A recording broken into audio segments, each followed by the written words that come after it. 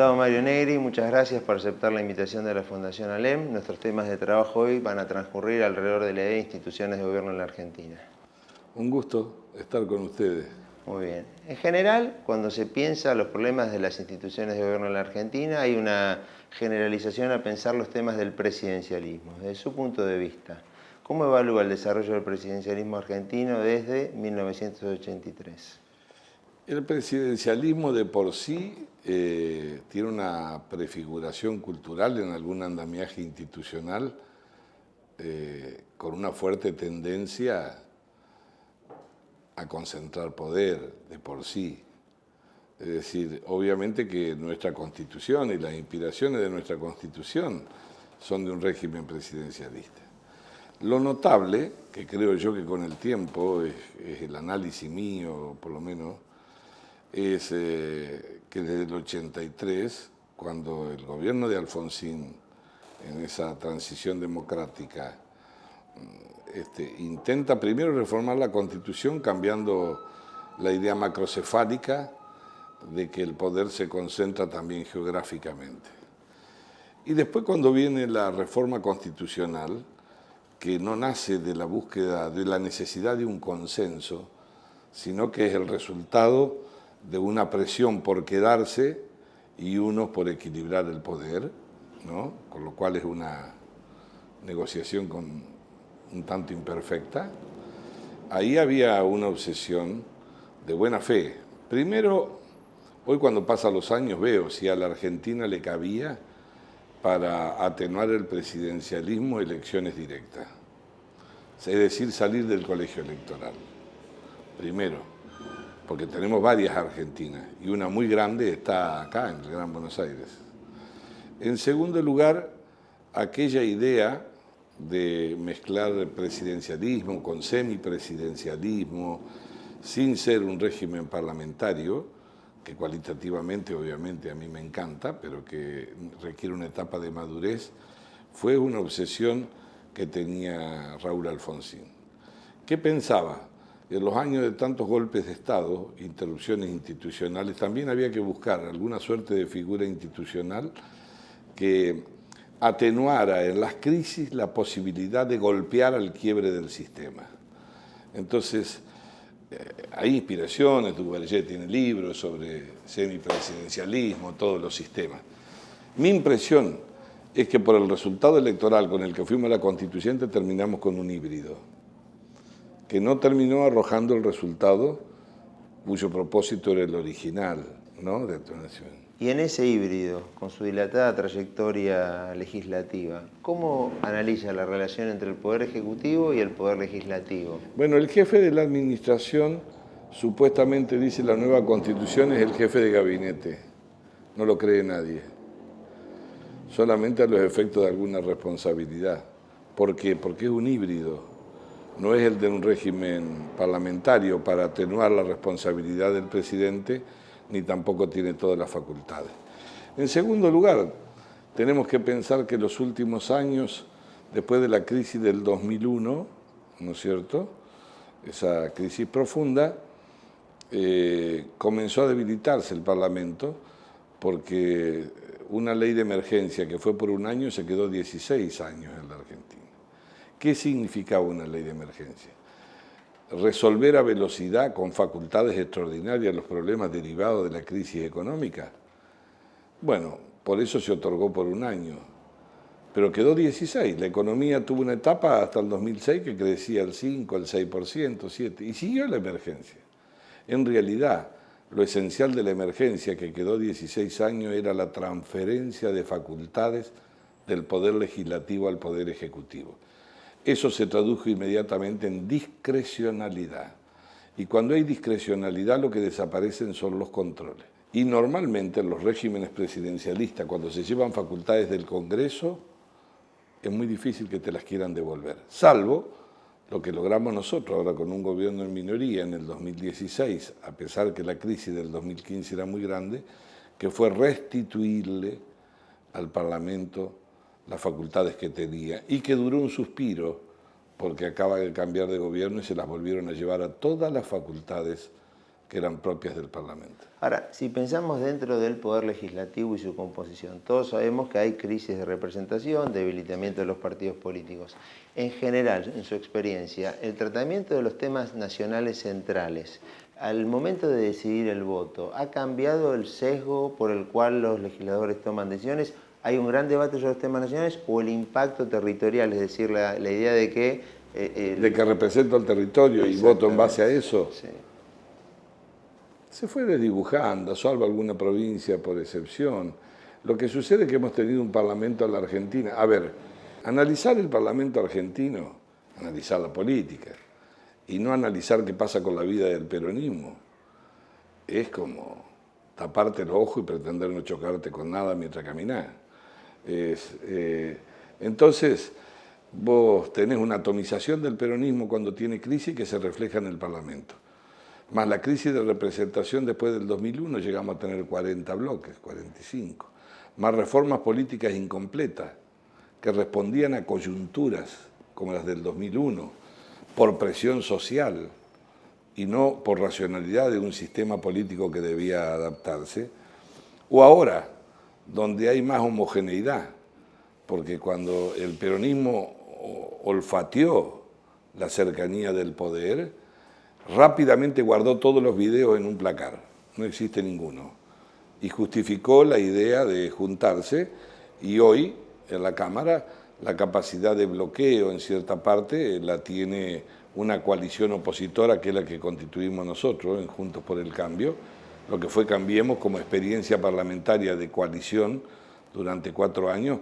A propósito de eso digo que terminó concluyendo, no es un mal menor, pero con 2 hitos que estaban en el canal Volver en la historia de la democracia. Primero, que termine un gobierno que no sea peronista y que una coalición parlamentaria aguante junta 4 años desde la diversidad sin que se parta ni vote separado nunca.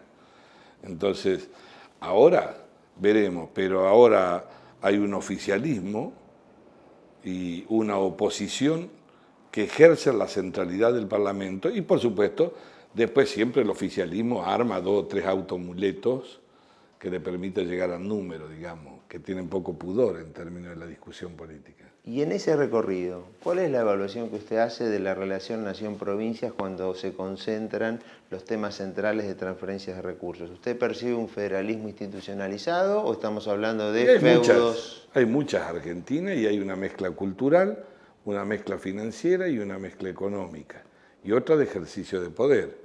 Después de la 25348, que fue la ley de coparticipación originaria de los 80, a partir de ahí se fue prorrogando. Vivimos a pactos fiscales. De acuerdo a la crisis hacía un acuerdo los gobiernos provinciales con el gobierno. En la década del kirchnerismo, después de vivir en emergencia y se concentró la facultad de la discrecionalidad, el federalismo fue lentamente teniendo un giro y se convirtió en un federalismo invertido. En materia de recursos, el 75% de los recursos, 72% los manejaba la nación. Muchos de ellos por cesión de las propias provincias y después por la ley de emergencia. Con lo cual, la relación no era de un país federal, sino en términos políticos de hijos y entenados. Digamos, te doy o no te doy. Se fue desfigurando el ejercicio democrático del federalismo. En el 2016, el gobierno de Cambiemos, o sea, del presidente Macri, recibió 2 cosas, la banda presidencial y una sentencia de la Corte. No se sabía cuál de las 2 era más pesada. Una costaba mucha guita rápido, mucha plata. 3 provincias solo habían demandado por el 15% de retención del ANSES: Córdoba, San Luis y Santa Fe.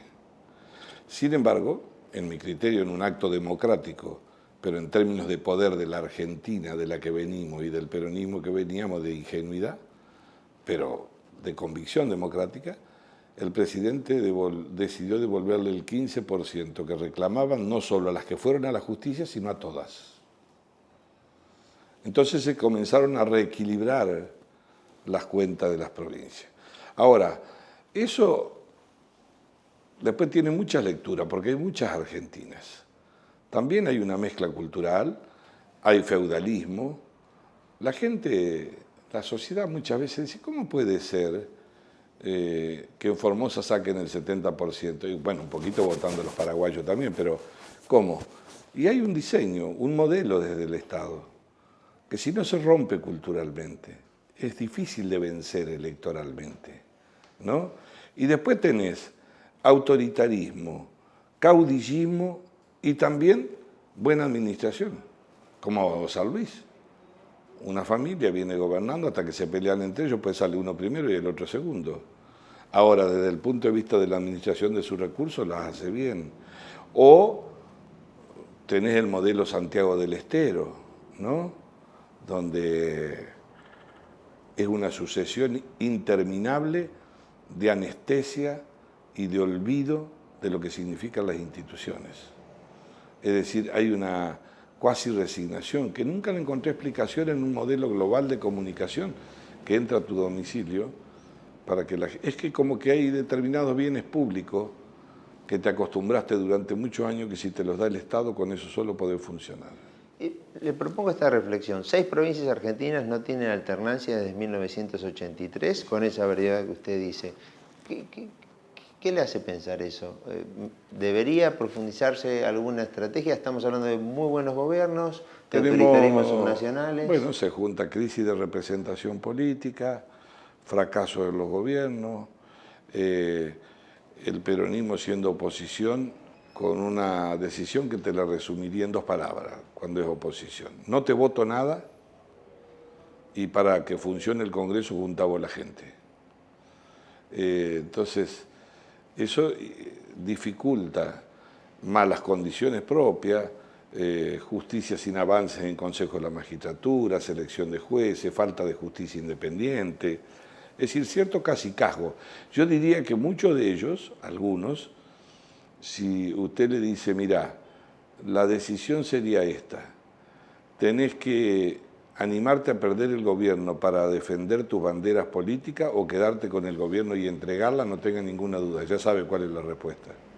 Se queda con el gobierno y las entrega. Usted hizo referencia a las coaliciones electorales. Tenemos 2 experiencias de coaliciones electorales no peronistas en la Argentina, la de la Alianza y la del último gobierno del presidente Macri. ¿Podría hacer un análisis comparado, alguna referencia? Sí, la primera para mí el gran fracaso es que la Alianza, independientemente del análisis económico, de la construcción de poder, de un partido con algo que todavía no era un partido, que era resultado de una crisis, de una dirigencia política que buscaba conformar una mayoría por agotamiento del menemismo y salir de la atomización, que expresábamos, como ahora también, eso hay que verlo, sectores medios. La góndola de la institucionalidad y de la república era una góndola que lo ocupaba normalmente el radicalismo, la tradición histórica bipartidista. Esa góndola, a partir de la recuperación de la democracia, tiene a muchos. Fue parte de nuestro triunfo, que expresa lo mismo. No hay paternidad propia ni dueño. Y la Alianza, la mayor frustración para mí, en términos de idea, es que retrasó la idea de coalición. Permitió instalar con facilidad la idea de que la coalición, ¿sabe qué? Es juntarte para voltearlo al otro. Y sin embargo, yo les debo decir algo, aunque uno lo comparta o no. La Alianza tuvo más tiempo de trabajo en un programa que lo que fue la constitución de Juntos por el Cambio. Y sin embargo, Juntos por el Cambio terminó el mandato, o Cambiemos, y la Alianza no pudo terminar. Hay otros factores, ¿no? Salir de la convertibilidad, no estar con la convertibilidad era como que no podías presentar listas, qué sé yo. Bueno, también esa experiencia previa ha permitido seguramente tener valor en la toma de decisiones actuales. Sí, por supuesto, pero digo, hay una asignatura. En la Argentina, coaliciones, al modelo que nosotros entendemos, que cualquiera de las personas que participen de este curso imaginan, tenemos una idea muy de la europea, una coalición de partidos, es decir, que hay programas compartidos, hay rumbos compartidos, hay mecanismos para salvar la diversidad de quienes la integran, aunque sus orígenes sean distintos. Pero no no hay de esa manera perfecta la construcción. Primero, el peronismo nunca fue una coalición, fue un gran frente con un ómnibus inmenso donde subían chicos a vivir con ellos, pero con un efecto dominante de esa fuerza política. Y por el lado nuestro, la prueba que hubo ahora es que, sin haber tenido un programa acabado, en realidad Gualeguaychú lo que permitió, dice que los males que se evitan son los que menos se reconocen. Digo, el avance del populismo y la atomización y la idea del fracaso de ese esfuerzo que tuvimos nosotros en UNEN, imaginando que centro-izquierda o algo, nos obligó a ir por el trazo grueso. Y a mí no me sorprende que no iba a haber una coalición de gobierno, no hubo coalición de gobierno. A los 4 días sabía. Sabía que era una coalición parlamentaria, que debía dar un salto cualitativo después, que no lo dio tampoco. Pero el poder disciplina por respeto, por orden, las diferencias se achican, más en los sistemas presidencialistas y si no hay coalición de gobierno, entendiéndose esta, no solamente un programa, sino compartir el poder en términos más o menos igualitarios. Pero ahora la oposición es el desafío de mostrar si existe una coalición, porque en la oposición nadie disciplina.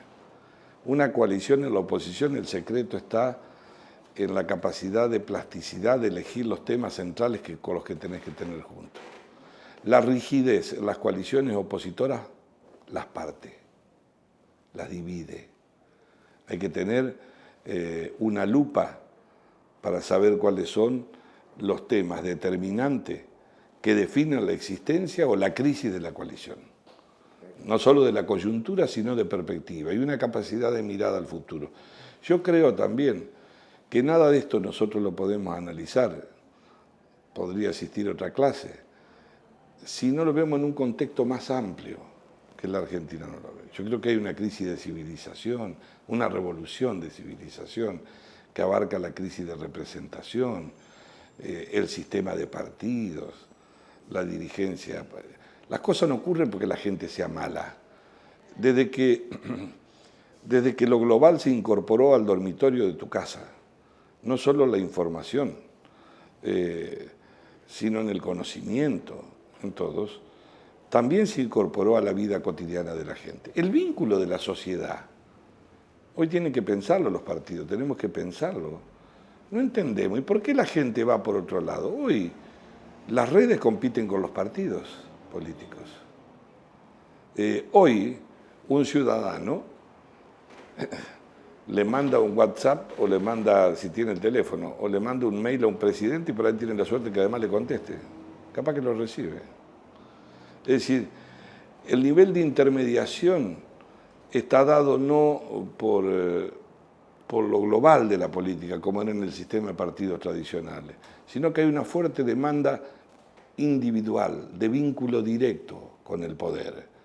Yo tengo un problema en mi casa, en mi familia, en mi barrio.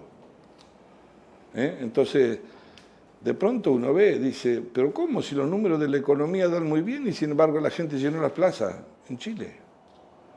En Bolivia el problema no era económico. Hablábamos del milagro boliviano de Evo. Ahora, ¿qué pasó? No solamente hacía economía, sino que se quiso quedar con el gobierno y forzarlo. Entonces, estamos viviendo un momento muy particular. En la Europa tenemos populismo de derecha, ¿no es cierto? Hay outsiders de la política. Yo creo que en la Argentina mucho eso lo cubre el peronismo.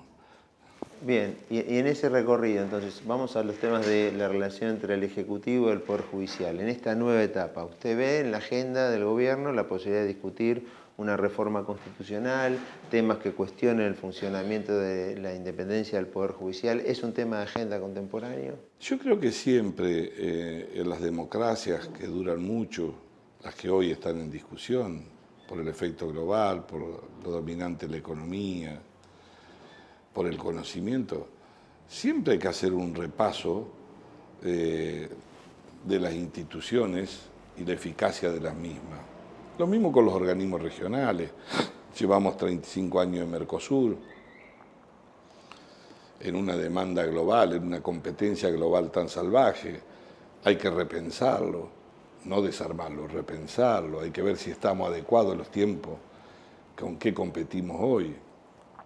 Y así con las instituciones. Ahora, para eso hay que tener un grado de madurez, que la política argentina hoy, salvo una política de Estado que la determinó la gente, que fue salir de la dictadura, abrazar la democracia como forma de elección, aunque la deterioren y le hagan perder la calidad, casi no hay políticas de Estado.